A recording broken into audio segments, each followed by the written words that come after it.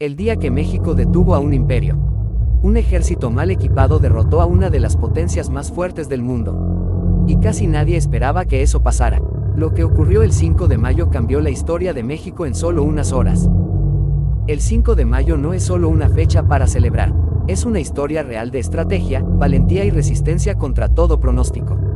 Ese día, en la ciudad de Puebla, un ejército mexicano mucho más pequeño logró vencer al poderoso ejército francés, considerado en ese momento uno de los mejores del mundo. Pero, ¿cómo fue posible? ¿Qué llevó a México a esa batalla?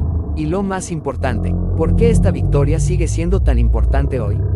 Para entender lo que pasó el 5 de mayo de 1862, primero hay que regresar un poco en el tiempo. México acababa de salir de una guerra interna muy fuerte, la Guerra de Reforma. El país estaba en crisis, sin dinero, con deudas enormes y con un gobierno tratando de reconstruirse. En ese momento, el presidente Benito Juárez tomó una decisión difícil: suspender el pago de la deuda externa por 2 años. Básicamente dijo: no tenemos dinero, necesitamos tiempo. Pero esa decisión no le gustó nada a países como Francia, España y Reino Unido, que habían prestado dinero a México. Entonces, los 3 países enviaron fuerzas militares para presionar el pago. Sin embargo, después de negociar, España y Reino Unido decidieron retirarse. Francia no. Y aquí es donde empieza el verdadero problema. El emperador francés Napoleón III tenía un plan más grande. No solo quería que México pagara su deuda, quería establecer un imperio en América, influir en la región y aprovechar la debilidad del país. Así que Francia decidió invadir México. Y no era cualquier ejército. Francia tenía en ese momento uno de los ejércitos más fuertes, mejor entrenados y con más experiencia en el mundo. Ahora imagina esto: por un lado, un ejército profesional, moderno, con armas avanzadas. Por el otro, un ejército mexicano con menos recursos, menos entrenamiento y muchas limitaciones. ¿Suena como una derrota segura? No. Pero aquí entra una figura clave, el general Ignacio Zaragoza. Zaragoza no era un militar cualquiera.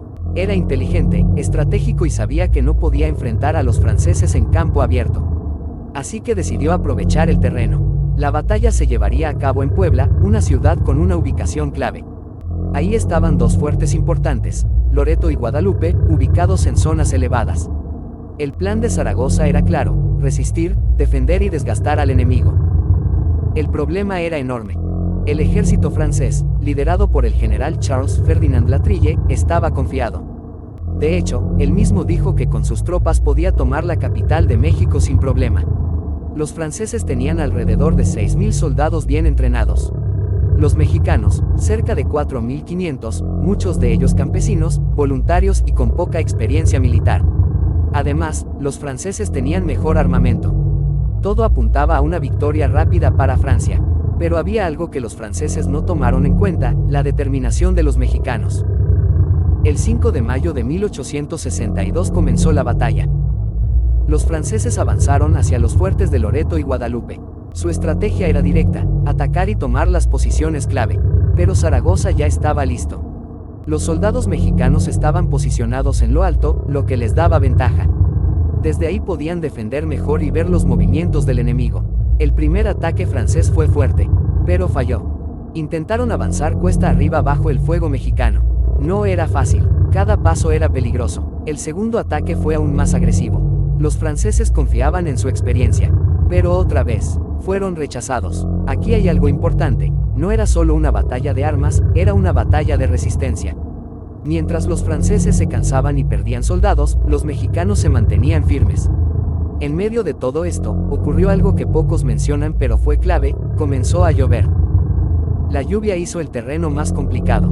El lodo dificultaba el avance de las tropas francesas, mientras que los mexicanos, al estar en posiciones defensivas, no se veían tan afectados. El tercer ataque francés fue el último intento fuerte. Pero ya era tarde. El ejército mexicano resistió, y ganó. La victoria fue clara.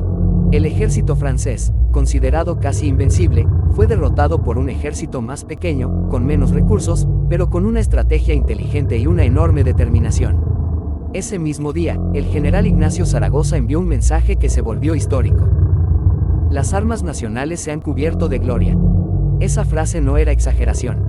Lo que pasó en Puebla no fue solo una victoria militar, fue un símbolo. Un país debilitado había demostrado que podía defenderse. Un ejército, inferior, había vencido a uno de los más poderosos del mundo.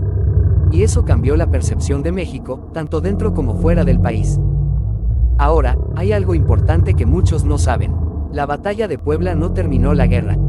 Francia regresó con más fuerza tiempo después y logró ocupar la Ciudad de México, incluso estableciendo el Segundo Imperio Mexicano con Maximiliano de Habsburgo. Pero, la victoria del 5 de mayo quedó marcada para siempre. ¿Por qué? Porque representó algo más grande que una batalla. Demostró que la resistencia, la estrategia y la unión pueden cambiar el rumbo de la historia.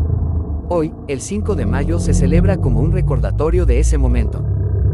Curiosamente, en lugares como Estados Unidos se celebra incluso más que en México, aunque con un enfoque cultural. Pero el verdadero significado está en lo que pasó ese día en Puebla. No fue suerte. No fue casualidad.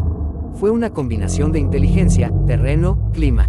Y sobre todo, voluntad.